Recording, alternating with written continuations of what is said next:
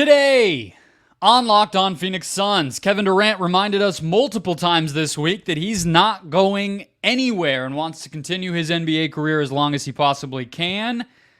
So let's appreciate what Durant just did in his first full season in Phoenix and look at why it's not likely that he'll slow down anytime soon. Let's go.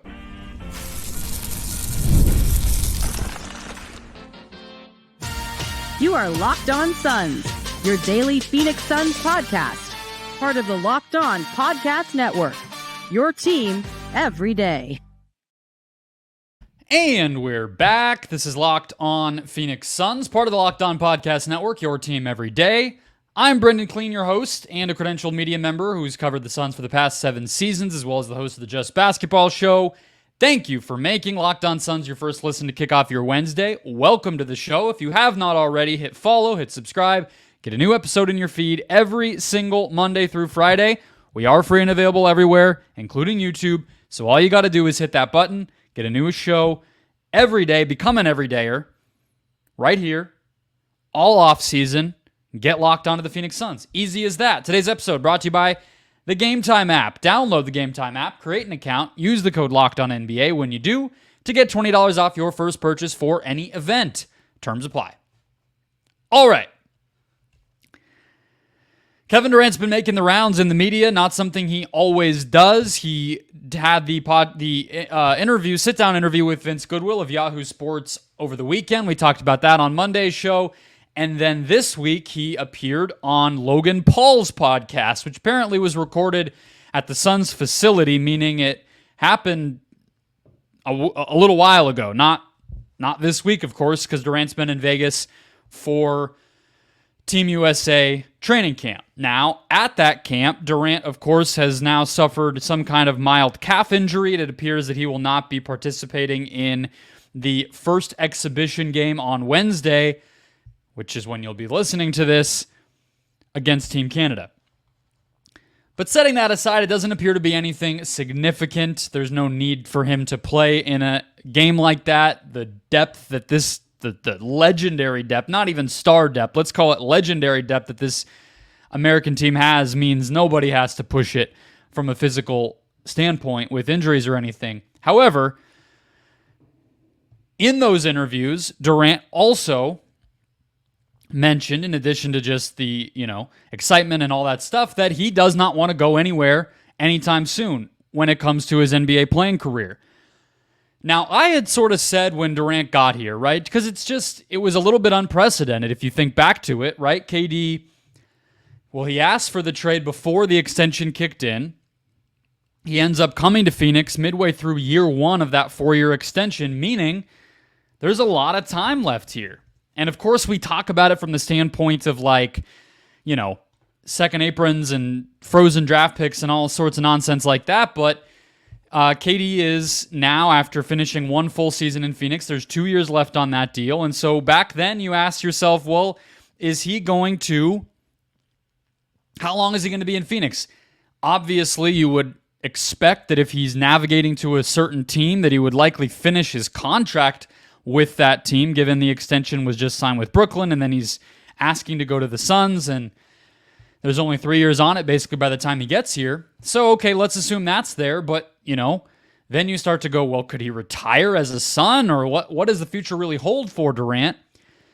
Given that his recovery, his return, his post-injury career has been about as good as you ever could have imagined, given how old he was when it happened and his physical, his size, his height, and it's a severe thing to deal with in Achilles. Was there going to be another contract after this one? All those questions are swirling, and they're sort of fun things to just talk about, but this past season sort of proved what the answer was going to be in a lot of ways in terms of longevity, right? I mean, he has these 2 back-to-back years where the MCL sprains just sort of steal his momentum. He plays 35 games the first year back from the Achilles. He plays 55 the following year, and then those are the MCL years. And then last year, of course, it was, well, no. The MCL years were 22 and 23, and then, of course, the ankle thing once he got to Phoenix. But this year, no real injuries. 37 minutes a game, which, like, good God, can we not do that again? Let's figure that part of it out if you're Coach Mike Budenholzer and everybody else. But nevertheless, achieved that. 27 points per game, second team All-NBA. Just incredible. I mean, just a great season, and the, of course, ability to stay on the court, potentially the most important part. So when now you hear on Logan Paul's podcast, you hear with the Vincent Goodwill interview, this idea that KD has no plans to wrap things up and hang it up anytime soon. It's like, well, yeah, why should he, right? So the question naturally becomes, okay, he's heading into year 3 of this extension. He's eligible for an extension, which is a factor just sort of from a Suns standpoint and his career and his contract situation and all that stuff. And then he'll have, 1 year. If he doesn't extend, next year will be his last, and he'll be 38 the next time he heads into free agency, which is one of those things with the over 38 rule and all that stuff. I think that's why he can only have a 1-year extension this summer and whatnot. But the sky appears to be the limit in terms of years. The question becomes, what do those years look like, right? That's the question. And history has some answers for us. Recent history, let's start there. Obviously, KD has some contemporaries who have pushed the bounds of father time in basketball. LeBron James doing unprecedented things. Chris Paul hanging on. Just got an $11 million contract. Probably going to start again in San Antonio. But those guys aren't really one-to-one, in my opinion. LeBron, more of a downhill player. Not as much of an off-ball player. And physically different profile, right? LeBron's built like a linebacker. So injuries and everything else, he just doesn't really have the same concerns as other players. It's really about competing at his highest level and the rehab and everything to be at his peak and at his best. Chris Paul's a small guard. I mean, the fact that he's doing this might even be more impressive than some of the bigger players, but it's not really going to tell us a lot about Kevin Durant. The same thing, if you go to the WNBA side, Sue Bird, that doesn't really tell us a lot. She played into her 40s, but here in Phoenix, we have Diana Taurasi. She's 42 this year, somehow looking, at least as a three-point shooter and sort of a microwave scorer, looking as good as ever, in a reduced role, right? And playing 29 minutes per game, up from last year, up highest since ever, really, outside of one blip in 2022 where she had to play quite a bit. So there's one. But you rewind further, that's sort of just, okay, somebody can play till 42. That's a fascinating thing in and of itself from a sports science standpoint and everything else. But KD's a long way from 42. So the other question starts to be, okay, LeBron, Chris, Sue Bird, Diana Taurasi, these are all proving that the end is not always so finite as we used to think. I would even add Tim Duncan to that list. Another guy, not really a one-to-one comparison with Durant, but also played a long time. The question starts to be, okay, what can we expect? Is it reasonable to expect that Durant can play 75 games, play a ton of minutes, and be second-team All-NBA caliber good for 5 more years, 3 more years? What is it? He feels good, clearly, and the numbers would tell you he's doing just fine, but what exactly can we expect? So, of course, this will be Durant's age 36 season. Well, if we stay on Taurasi for a minute, somewhat similar, right? I mean, she's a guard, but she's really forward-sized for women's basketball. Now, it's not super equivalent because she's only 6 feet tall, so the physical limitations of bodies don't apply, even though she's tall for the league. She's not tall for a human all that much. So, okay. But still, in age 36 was like her last prime season. She averaged 21 points a game, which if you think about it's more like 26 points per game because they play shorter games. She shot 45% from the field, 38% from three, averaged 5 assists, 4 rebounds, and the Mercury went pretty far. She was first team all league. You go to the elsewhere in the WNBA, Candace Parker, age 36 season, coming off of a championship in Chicago. She's still an all-star, her second season in Chicago. Plays all 32 games on the calendar, 13 points, 9 rebounds, 5 assists. Starts to up her three-point frequency, but all-league first team, 5th in MVP voting, all-star again. You go a little bit further back in NBA history.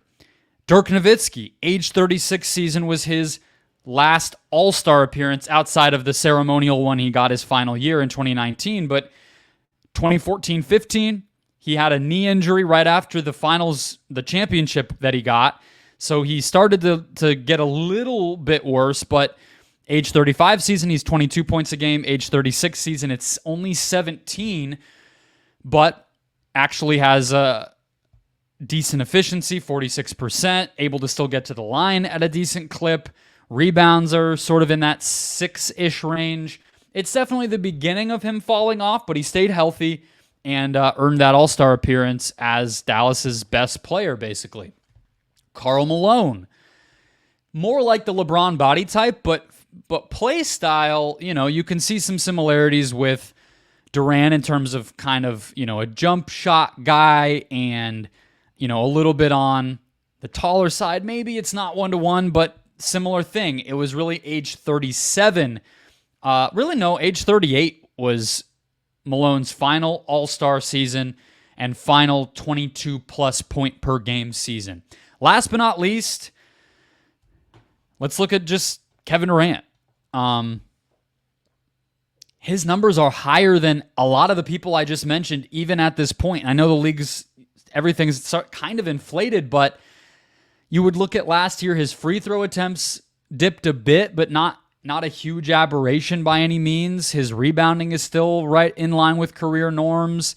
He didn't lean too much onto his three-point shot and sort of become more of a off-ball guy. I mean, we saw for the first 30 games of the year, they were just dumping it to him. He was ISO post-up as much as you ever can remember. Now, he's not driving as much. I've talked about that, but yeah, he's had to adjust his game post-Achilles, but it's not some sort of huge slide by any means. And so maybe you would just say history shows us that KD has 1, maybe 2 more years of being at his absolute kind of prime, post-prime, and then it'll maybe start to dip from there. But I see no reason to think coming off the year he just had that Durant is going to be anything short of star level, star caliber, all NBA caliber this season. I just don't think we have any reason to believe that when he's on the court, he won't be just as good as he has been the past 4 seasons. All right, let's look to some of the other Suns players who have been making public media appearances, namely the 2 veteran additions, Mason Plumlee, Monte Morris. Their comments about why they chose the Suns had 2 very obvious things in common. We'll dive into what those are coming up next.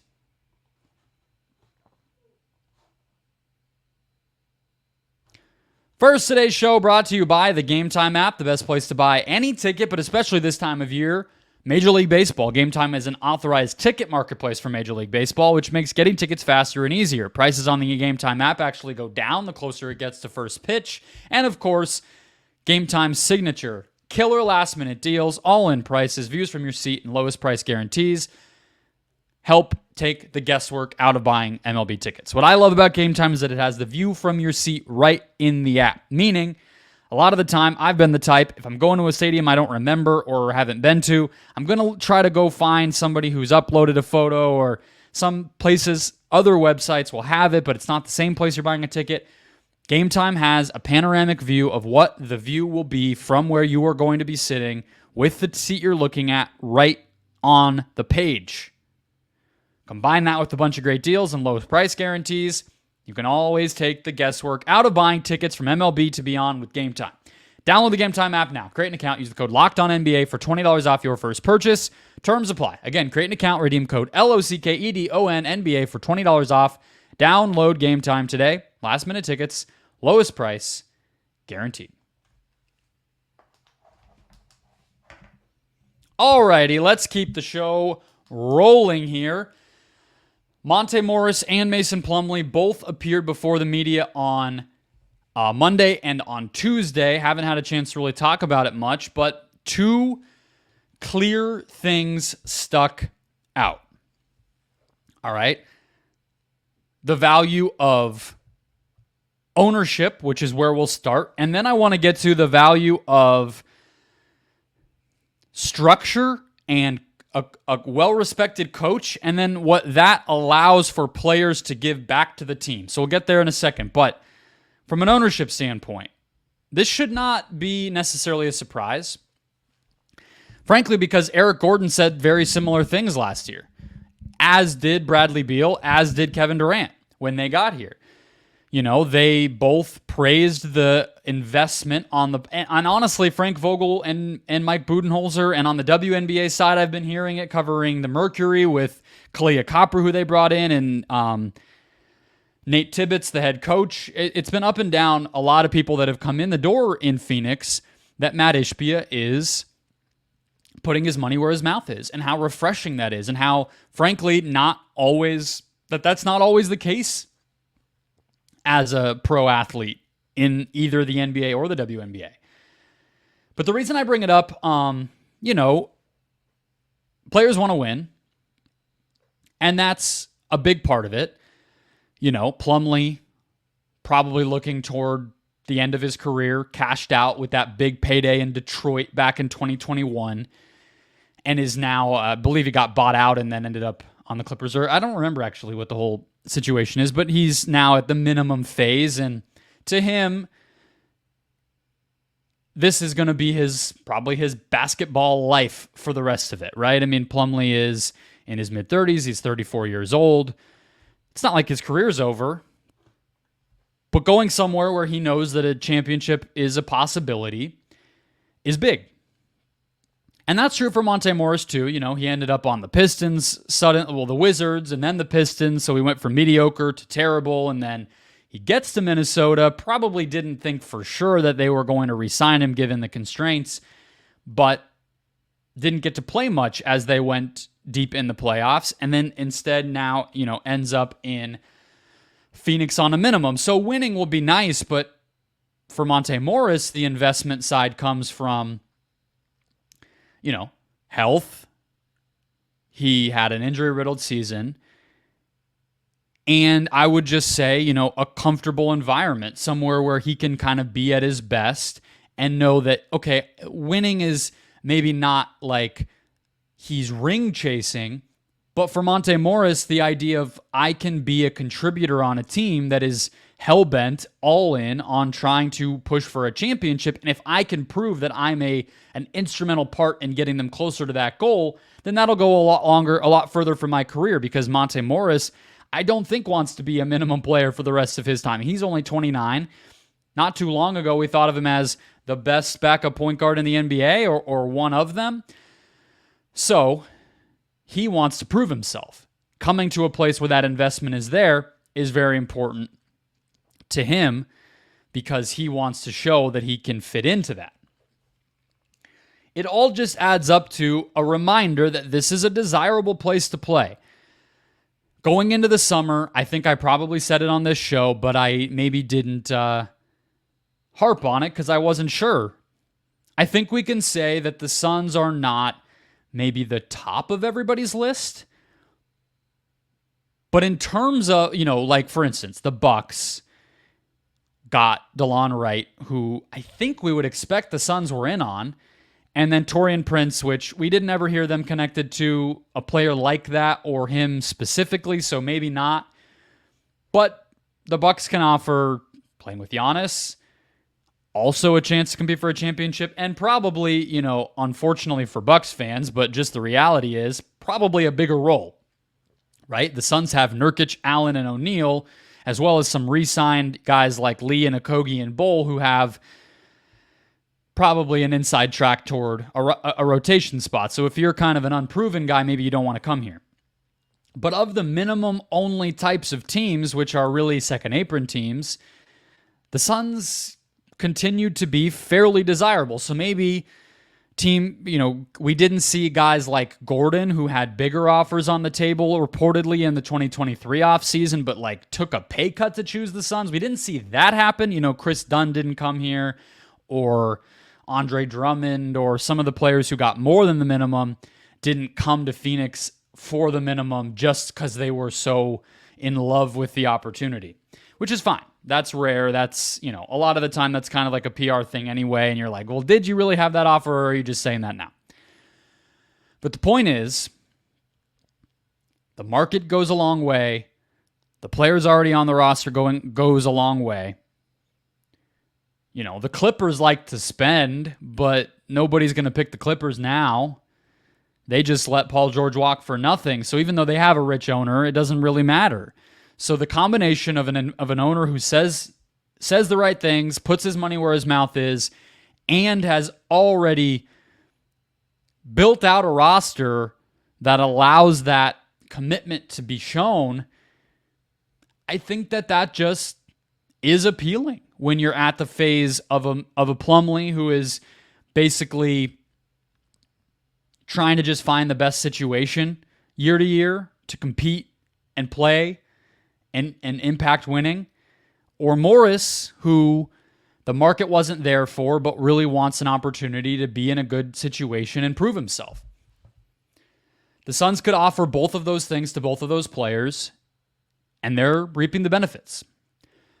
The other thing that they could offer was a structure by way of Mike Budenholzer that made them comfortable and appealed to them, as they both said in their press conferences this week, but also that circles back to the Suns in a way that I think is important and maybe under the radar. We'll get to that coming up next.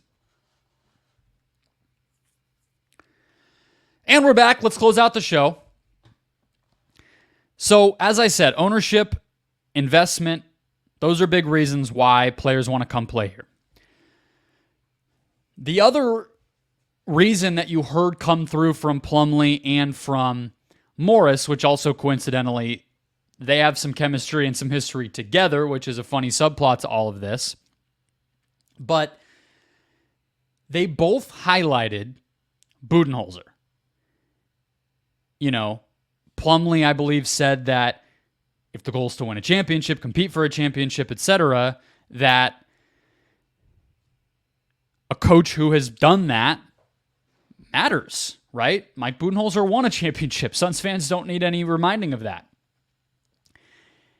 And that does seem to hold some weight. What's a little bit of a bummer, frankly, for Frank Vogel is that he also had that pedigree, but the curse of being the coach to lead certain great players to the promised land like that is that you don't always get the credit. It's the teammate curse. It is the coach curse. Unless you have the mystique of a Phil Jackson, sometimes you don't always get, the shine of title-winning coach. Whereas for some reason, maybe because Bud pushed with Atlanta, couldn't get over the hump, pushed with Milwaukee, failed a few times, and then was maybe seen as the tinkering and the growth as a coach that helped him get over that hump, makes him get the credit. I don't know. Either way, Bud is clearly seen like that in a way that Vogel, frankly, even like maybe Michael Malone or some of these guys are not. But whatever, neither here nor there. Plumlee said it seems to matter. And Morris kind of said it as well, just a track record of developing winning teams and getting to just slide into what, as a player in that situation, I'm sure they feel like is just going to be smooth, For Morris, look, let's just be kind of realistic about it. The team had an opening where a playmaker, a value playmaker, a minimum contract playmaker, we knew would help them, and we knew they've been targeting that. So for him, it's like, well, great, I'll be that guy. Sounds perfect. Bet, let's do it. For Plumlee, it's like, probably a track record of getting good stuff out of centers. You know what I mean? Brooke Lopez, Bobby Portis, Al Horford, Paul Millsap, some of the reserve guys that he's worked with through the years. I'm sure as Plumlee, it's like, great. I kind of just get what that will look like. And I think the same can be said for a lot of these players, even the ones who maybe didn't choose it, right? I mean, Grayson Allen, Bud kind of joked at his introductory press conference that it's like Grayson was thrilled. He knew he could envision himself right away in the system that Bud wanted to run. And of course, that's because he had done it before, but it's also because he had thrived in it. And so Vogel had this thing, as did Monte to a degree, where like they're kind of seen as player coaches in a way because they motivate players and they sort of see eye to eye with them as people. Bud doesn't necessarily carry that reputation, but I think he's a player's coach in a different way in that he just puts guys in position to succeed. I think he just gets what he's working with and tends to maximize it for the most part. And so that is an appealing situation. So that's what the players said on the ownership side and on the coaching side. And these are players, again, who Monte and Mason Plumlee have been around for a while, right? They've seen different situations. Monte Morris saw a bunch of roster turnover with the Nuggets. He saw what it could be like in the middle with the Wizards. He saw the ugly loss after loss after loss in Detroit. And he saw Western Conference Finals upstart breakthrough team with the Wolves. Mason Plumlee's been everywhere. He's been in Team USA's. He's been on the Nets during the Prokhorov era. He's been a backup to Jokic. He's been in an ugly in-between phase in Detroit. He's, been with the Clippers when they're chasing championships, spending into the sky. So I trust their words. And I think those things matter. I'm not just fluffing it up. And of course, it's a press conference. What are they going to say? Well, it was my only choice. I don't think it was, and I think they're being genuine. But the way that circles back to the team is that there's just no uncertainty, right? Those guys coming in, knowing what they're being asked to do, and choosing it, and executing it, the structure that a coach can provide makes players comfortable, which then makes their teammates comfortable, which then creates chemistry and a willingness to sacrifice and overall good vibes, but also just basketball impact. I really think that that's true. Again, hindsight's 2020. I bought into some of the moves. You heard me for way too long still believing in Keita Bates-Diop, even though he may not even be an NBA player for all we know, last year. But I do think in hindsight, the injuries doomed it, but the over-competitiveness that they created by bringing so many guys that had to compete for roles and fight for roles, coupled with the first-time head coach and a very new Big Three star trio, it just didn't create an environment to get the most out of the players. It probably actually made them worse, just because they're pressed into bigger roles than they wanted. Everybody's looking over their shoulder. People are hesitant to shoot. People are making mental mistakes. People are getting discouraged. It's body language, doctor time, and all that stuff. Bud having a system that people want to play in, that people can see themselves in, makes them want to come here. And then once they want to come here, and it's vets, not young guys, who are buying in and sacrificing, that just slots everything else into place. I've said this before, and I think Plumlee and Morris are kind of just reiterating it, right? It's not just that those guys are comfortable, but now it's not Ryan Dunn suddenly having to play 25 minutes and better work, dude. But instead, everybody on the team, including these guys themselves, in terms of the rookies, they know they're the young guys. They're the development guys. I'm sure there's expectations. I'm sure they have expectations for themselves.